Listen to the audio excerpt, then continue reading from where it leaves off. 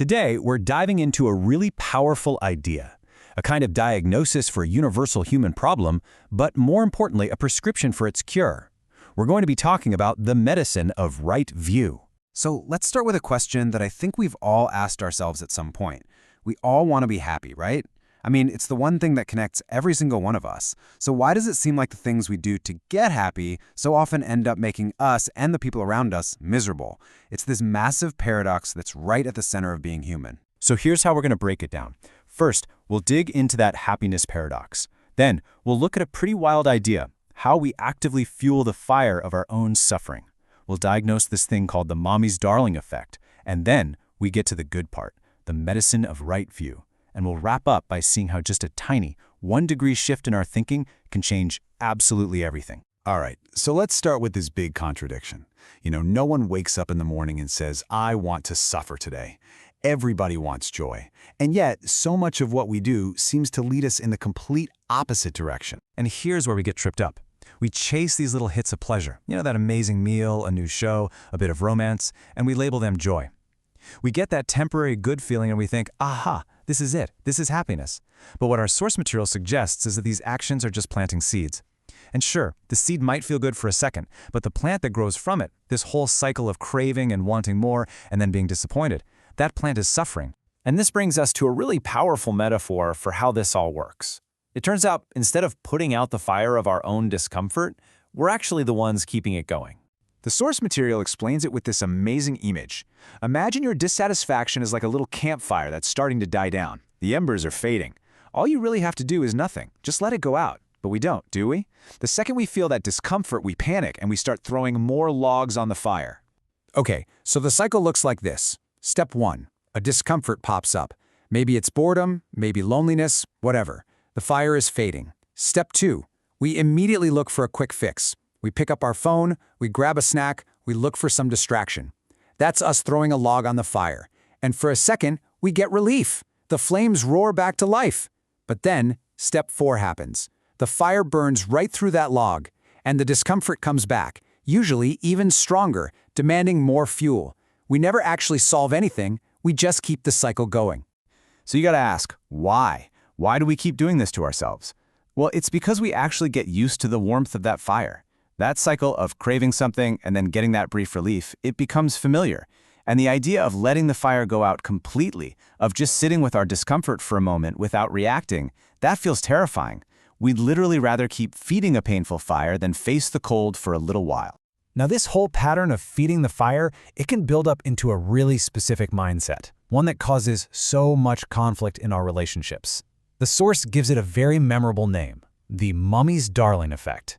So what is a mommy's darling? Well, it's that little part of our ego that got spoiled, the part that was always coddled and got what it wanted. The problem is, it grows up and expects the entire world to treat it the same way. It's this deep-seated sense of entitlement that's always demanding that life should be easy and pleasant. Okay, let's look at a case study from the source material. It starts with something so small. A person comes home after a long, hard day. They've been thinking about a particular meal all day. They walk through the door and the food that's on the table isn't what they were craving. Now, for most of us, that's a tiny bummer. But for the mommy's darling inside, it feels like a personal attack. And watch how fast this escalates. That little bit of disappointment just sours into full-blown indignation. Suddenly, it's not about the food at all. It becomes, you clearly don't care about my feelings. The mommy's darling starts pulling out a scorecard. Look at everything I do for you, and you can't even get this one little thing right for me? A tiny unmet expectation just explodes into a huge fight. And this kind of inner chaos, it never stays put. The bad mood from dinner gets carried into the office the next morning, friends start to notice the constant complaining and negativity, and they kind of start to back away. Before you know it, people are avoiding you because that mommy's darling has turned you into a walking, talking source of suffering, spreading it everywhere you go, all because the world won't bend to your will. So that's the diagnosis. And yeah, it sounds a little grim. But here is the really good news. There's a medicine for this condition, a powerful one, and it's called right view. So what is right view? It's actually really simple.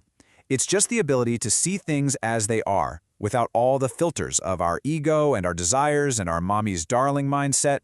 It is the direct antidote to what's called wrong view, which is when we see everything through the foggy lens of what we want. Right view is the clarity that cures all that confusion. And when you put the two side by side, the choice is pretty stark. Wrong view is all about what I think, what I feel, what I want. It feels good for a second, like throwing that log on the fire, but in the long run, it just leads to more suffering. It's like wandering around in a thick fog. But right view, well, that's based on reality. It might be a little uncomfortable at first, like letting that fire die down, but it leads to real, lasting peace. It's like the fog lifts and you can see perfectly. So, how do we actually take this medicine? Well, first, you just have to notice it. Acknowledge the moment the mommy's darling shows up. Second, you have to make a choice, not to add firewood. Don't react, don't indulge the feeling. And third, and this is the most important part, you have to practice this over and over again. The Source uses a term, huanta, which basically means to cultivate a new habit through repetition. It's like training a muscle. And it even suggests that with real, focused effort, you can start to form this new mental habit in as little as 21 days. And that brings us to our last idea. And honestly, it might be the most mind-blowing one of all. The difference between wrong view and right view can seem so tiny in any given moment, but over time, it leads to completely different worlds. There's this fantastic Vietnamese proverb that just nails it perfectly. Off by a hair, missed by a mile. A tiny error in your starting direction can lead you to be massively off course down the road.